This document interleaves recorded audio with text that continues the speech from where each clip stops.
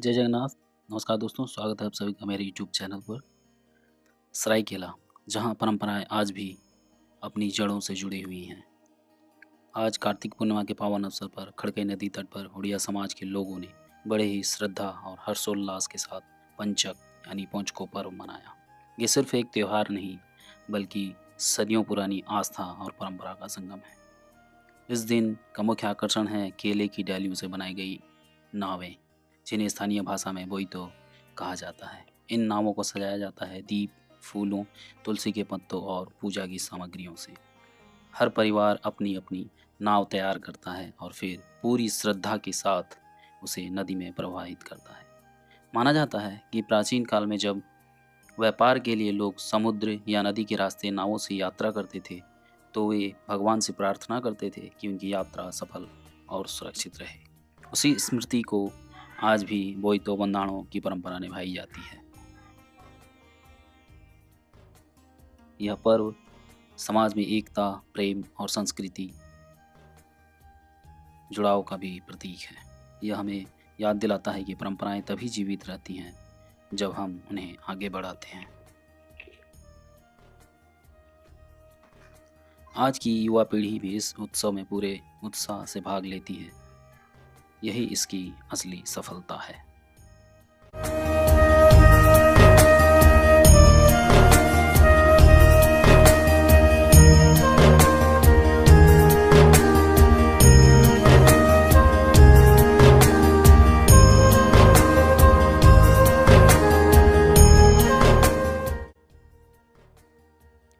आप देख सकते हैं यहाँ महिलाएं बड़ी श्रद्धा से तुलसी माता की आरती कर रही हैं। दीपों की रोशनी, नदी की लहरें और भक्ति संगीत सब मिलकर एक अलौकिक वातावरण बना देते हैं। यह पर्व न केवल धार्मिक बल्कि ऐतिहासिक और सांस्कृतिक महत्व भी रखता है। कार्तिक पूर्णिमा का दिन तुलसी पूजा के लिए भी अत्यंत शुभ माना जाता है। इस दिन घर घर और घाट घाट पर तुलसी माता की आराधना की जाती है। लोग मानते हैं कि तुलसी माता के आशीर्वाद से परिवार में सुख समृद्धि बनी रहती है और जीवन में शुभता का प्रकाश फैलता है। देखिए कैसी भक्ति और आस्था से सराबोर यह दृश्य है। सभी महिलाएं एक साथ आरती लेकर भगवान तुलसी माता भोलेनाथ की आराधना कर रही हैं, भगवान जगन्नाथ की आराधना कर रही हैं। दीपों की लौ में झिलमिलाती उनकी श्रद्धा मानो हर चेहरे पर भक्ति का प्रकाश उतर आया हो। हर आरती के साथ एक मनोकामना जुड़ी है, हर दीप में एक आशीर्वाद छिपा है। किसी ने अपने परिवार की सुख शांति की कामना की है, तो कोई अपने बच्चों के उज्ज्वल भविष्य के लिए प्रार्थना कर रही है।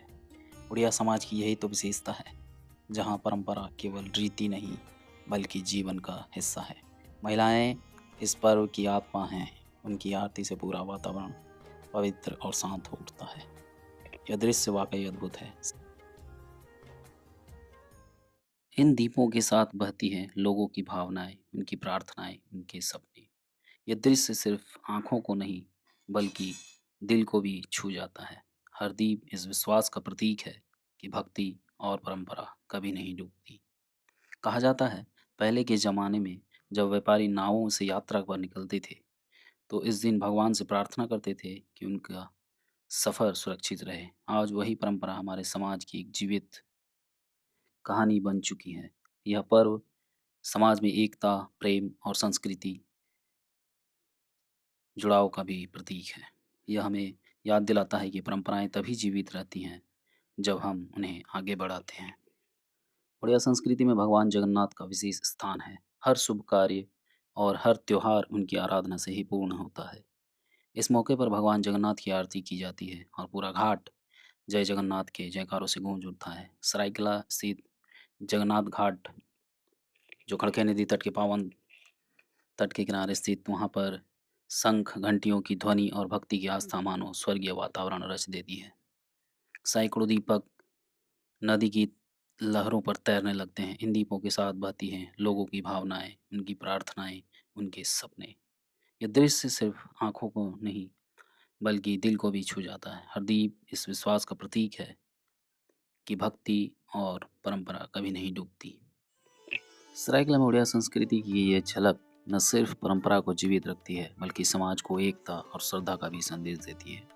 दोस्तों, अगर आपको हमारी यह सांस्कृतिक ब्लॉग पसंद आया हो तो लाइक करें, शेयर करें और चैनल को सब्सक्राइब जरूर करें ताकि